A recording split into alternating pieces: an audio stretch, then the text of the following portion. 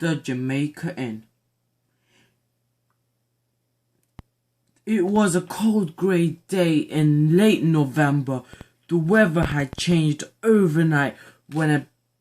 backing wind brought a granite sky and a mizzling rain with it, and although it was now only a little after 2 o'clock in the afternoon, the pallor of a winter evening seemed to have closed upon the hills, cloaking them in mist.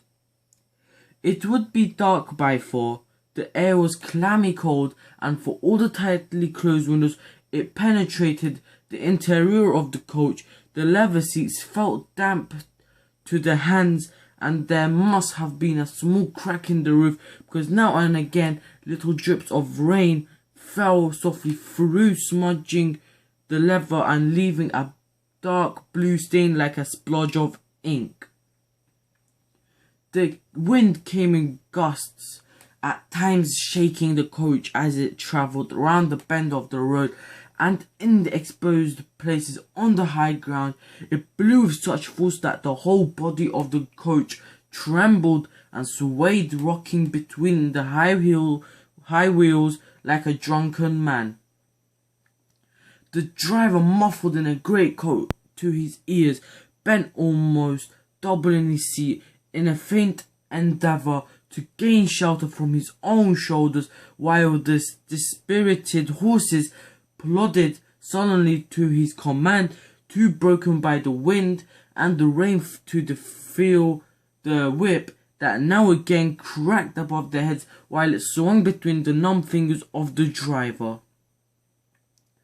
The wheels of the coach creaked and groaned as they sank into the ruts on the road, and sometimes they flung up the soft spattered mud against the windows, where it mingled with the constant driving rain, and whatever view there might have been of the countryside was hopelessly obscured. The few passengers huddled together for warmth, exclaiming in unison when the coach sank into a heavier rut than usual, and one old fellow who had kept up a constant complaint ever since he had joined the coach at Truro rose from his seat in a flurry, and fumbling with the window sash, let the window down with a crash, bringing a shower of rain upon himself and his fellow passengers. He thrust his head out and shouted up to the driver, cursing him in a high bodmin if he persisted in driving at breakneck speed. They had no breath left in their bodies as it was, and he for one would never travel by a coach again. Whether the driver heard him or not was uncertain. It seemed more likely that the stream of the reproaches was carried away in the wind, for the old fellow, after waiting a moment, put up the window again, having thoroughly chilled the interior of the coach, and settling himself once more in his corner, wrapped his blanket about his knees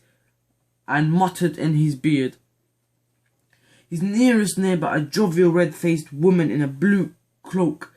sighed heavily in sympathy, and with a wink to anyone who might be looking and a jerk of her head towards the old man, she remarked for at least the 20th time that it was the dirtiest night she ever remembered, and she had known that it was proper old weather and no mistaking it for summer. This time, and burrowing into the depths of a large basket, she brought out a great hunk of cake and plunged into it with strong white teeth.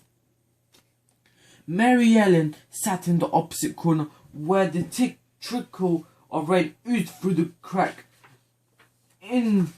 the roof. Sometimes a cold drip of moisture fell upon her shoulder, which she brushed away with impatient fingers. She sat with her chin cupped in her hands, her eyes fixed on the window, splashed with mud and rain, hoping with a sort of desperate interest that some ray of light would break the heavy blanket of sky and but a momentary trace of that lost blue heaven that had mantled Holford yesterday shine for an instant as a forerunner of fortune. Finish.